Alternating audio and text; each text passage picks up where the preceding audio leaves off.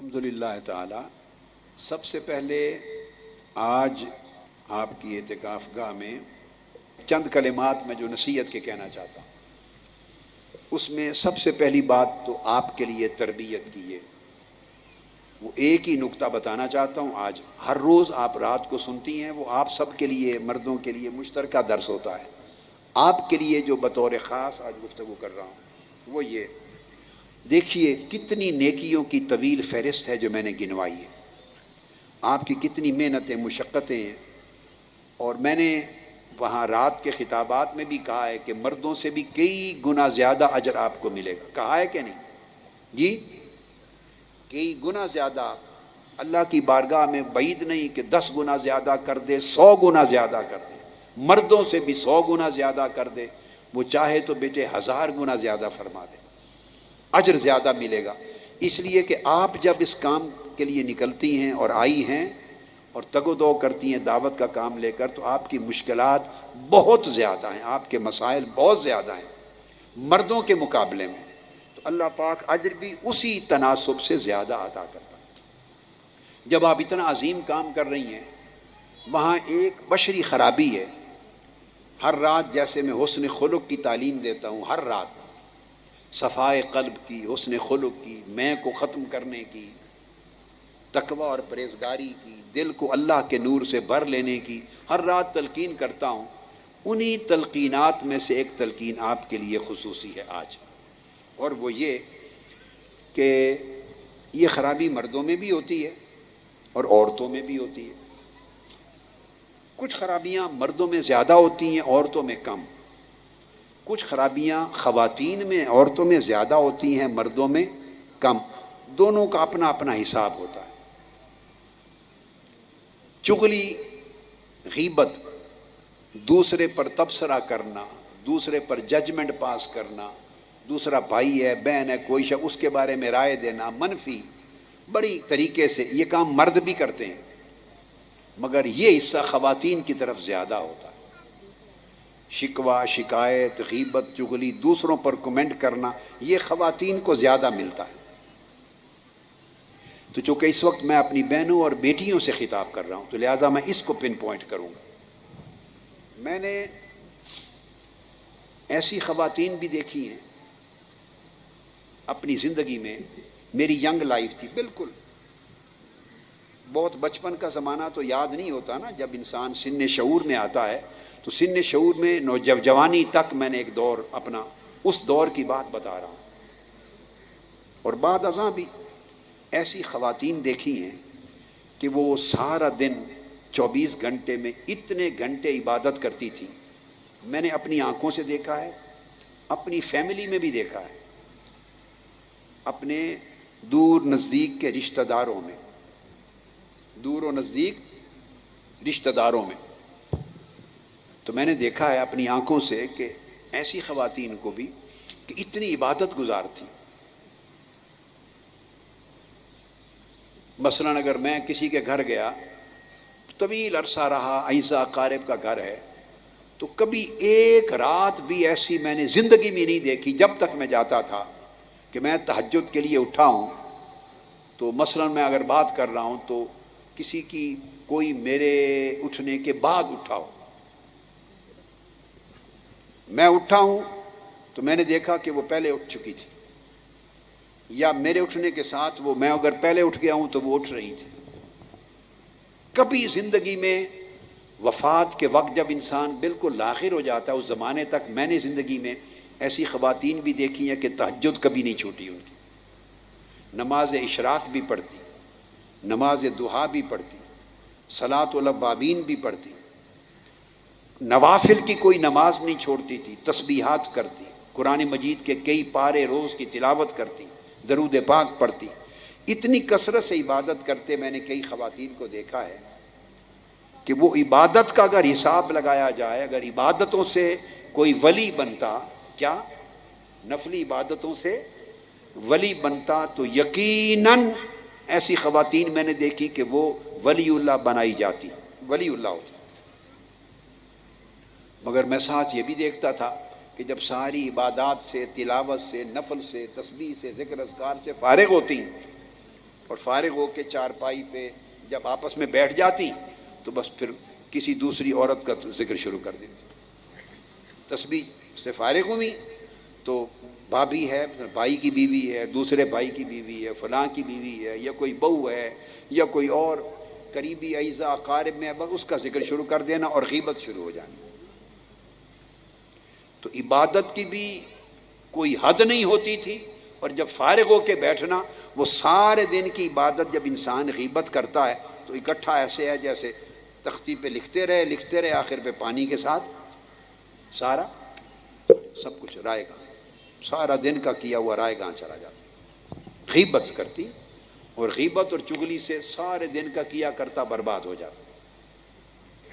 اور میں جب بالکل نوجوان تھا، آج کی سمجھ کی بات نہیں کر رہا، بالکل نوجوان تھا، تب بھی میں یہی بات دل میں سوچتا تھا کہ کاش یہ خواتین جن کی میں بات کر رہا ہوں اس غیبت سے اگر پاک ہوتی تو ولی بن جاتی۔ اب میری بات، جب میں بالکل چھوٹی عمر میں تھا تب بھی یہی سوچ میں، کہتا نہیں تھا مگر آتی تھی، کاش یہ غیبت نہ کرتی تو ولی ہو جاتی۔ اس طرح بہت سے لوگوں کو دیکھا، حضور قدوۃ الاولیاء میرے شیخ سیدنا طاہر علاء الدین بہت سے لوگوں کا ایسا حال مجھے فرماتے تھے کہ فلاں قسموں کے لوگ، طبقات اتنا اللہ کے دین کی خدمت کرتے ہیں، اللہ کے دین کی اتنی خدمت کرتے ہیں، سارا دن روکھی سوکھی پہ گزارا کرتے ہیں، پنجگانہ نماز کی امامت کرواتے ہیں مسجدوں میں، یا عبادات کرواتے ہیں، یا خط درس دیتے ہیں، قرآن کا درس، حدیث کا درس، بچوں کو قرآن پڑھانا، راہ ہدایت پہ لگانا، گھرانوں کو سنوارنا، اتنی خدمت دین کرتے ہیں تو ان میں اگر ایک خرابی نہ ہو وہ حسد، تو یہ سارے علماء خطبہ اولیاء بن جائیں، مگر سارا کچھ کر کے دوسرے کو برداشت نہیں کرتے، کسی دوسرے کو برداشت نہیں کرتے، خود پسندی ہے، حقد ہے، حسد ہے، یہ ساری نیکیوں کو برباد کر دیتا۔ اس طرح میری بہنیں اور بیٹیاں دھیان سے سنیں، جتنے کام آپ کرتی ہیں، اور یہ سارے کام ایسے ہیں کہ ایک ایک کام کتاب علیین میں، جنتیوں کی کتاب میں سنہرے حروف سے لکھا جائے گا اگر ہم ان کاموں کو، نیکیوں کو، عبادتوں کو برقرار رکھیں۔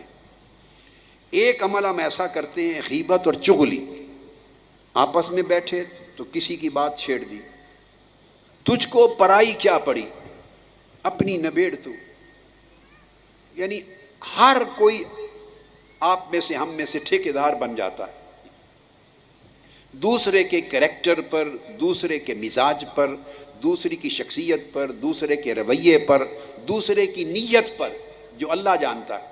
ہر شخص اپنا حق سمجھتا ہے اس پہ کمنٹ کرنا، اور پھر ہم میں سے، یہ تو سادہ سے سادہ بھی اس طرح کرتے ہیں، اور ہم میں جو ذرا تیز ہوتی ہیں اور تیز ہوتے ہیں ان کے پاس بڑا ہنر ہوتا ہے، وہ بڑے ٹیکٹیکلی، ویسے ٹیکٹ کے ساتھ اس طرح بات کرتے ہیں اور کرتی ہیں ٹیکٹیکلی کہ لگتا نہیں ہے کہ یہ شکایت کر رہی ہیں، نہیں میں تو بس ایسے ذکر کر رہی ہوں،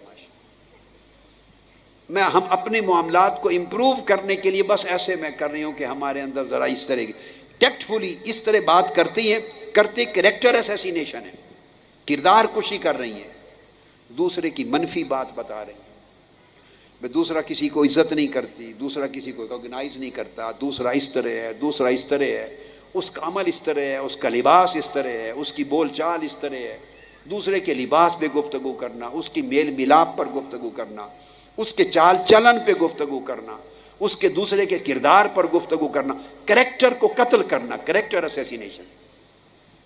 اور کرتی ہم اتنی تیز لفظوں کے ساتھ اس طریقے سے ہیں جیسے نہیں آپ نہیں کر رہی ہیں، آپ تو بھلائی کر رہی ہیں، آپ خیر خواہی کر رہی ہیں۔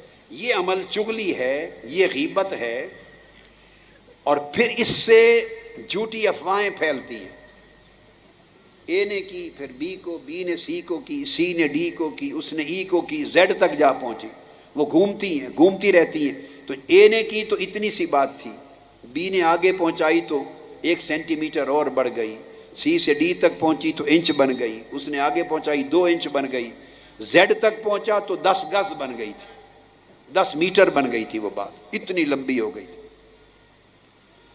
اتنی خطرناک چیز ہے کہ اس سے ہم اپنی نیکیاں برباد کر رہے ہیں. ہر روز جو عمل صالح کرتی ہیں شام کو سونے سے پہلے برباد کر کے صفر کر کے سوتی.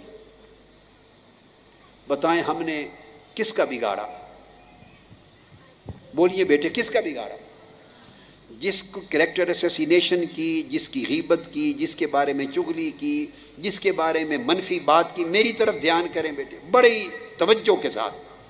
جس کی منفی کردار پر کوئی آپ نے تبصرہ کیا، تجزیہ کیا، بیان کیا، خبر دی، جو کچھ کیا، بگاڑا کس کا؟ بولیں، اپنے سینے پہ ہاتھ رکھ کے کہیں کس کا بگاڑا؟ جس نے کیا اس نے اپنے آپ بگاڑا. دو وجہ سے. ایک تو یہ کہ دن بھر جو نیکیاں کی تھی غیبت چغلی کر کے سارا صفایا ہو گیا، نامہ اعمال صفر ہو گیا. اور صبح اٹھے پھر نیکیاں کی، سارا دن کر کر کے تھک گئے، ایک جملہ غیبت چغلی کا بولا پھر برباد ہو گیا، صفایا ہو گیا. تیسرے دن پھر اٹھے تو کوہلو کے بیل کی طرح ہم جہاں سے چلے تھے وہیں کھڑے، سفر طے نہیں ہوتا.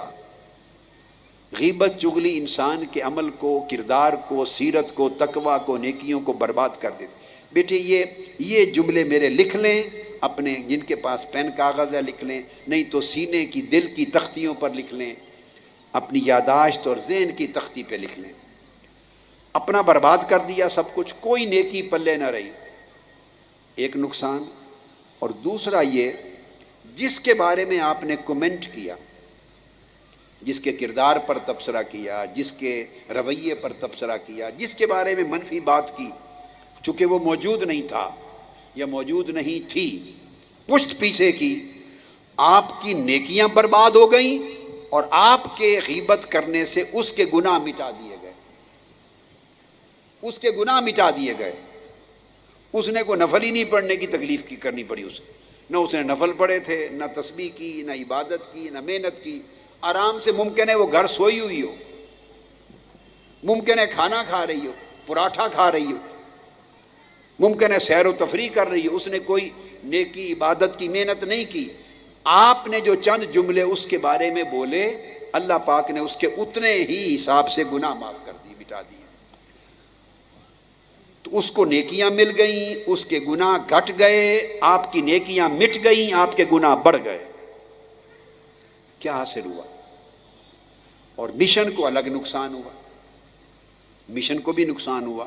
ماحول پراگندہ ہوتا ہے، افواہیں پھیلتی ہیں، مشن کا تقدس خراب ہوتا ہے.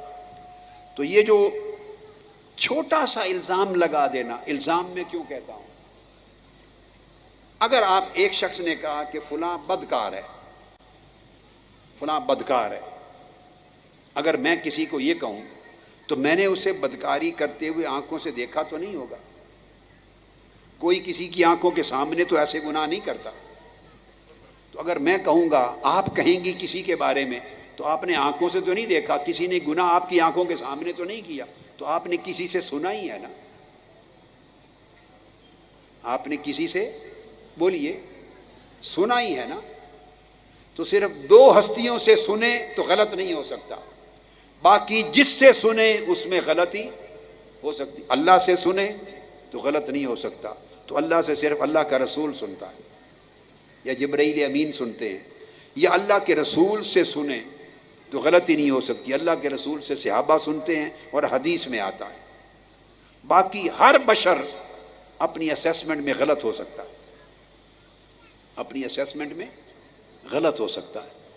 تو آپ نے جب ایسا کلمہ بولا، وہ کسی سے سنا تھا، خدا جانے اس نے آگے کسی سے سنا تھا، اس نے آگے سنا تھا، بات چلتے چلتے کتنی بڑھ گئی تھی، کتنی سچائی تھی.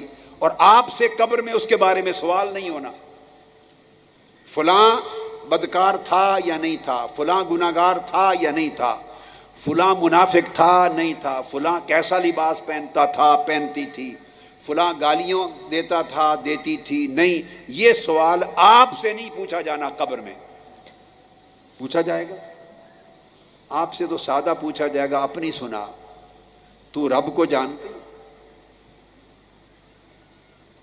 اپنے دین کو جانتی، اپنے رب کو جانتی ہے، اپنے رسول کو پہچانتی ہو، بس۔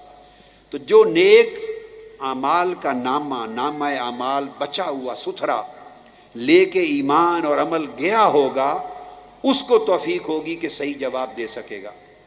اور جس نے ہر روز نیکیاں کر کے عمل مٹا دیے، ہر روز برباد کر دیا اور غیبتیں چغلیوں کے گناہ لکھوا دیے، تو یہ بڑا گناہ بن جاتا ہے۔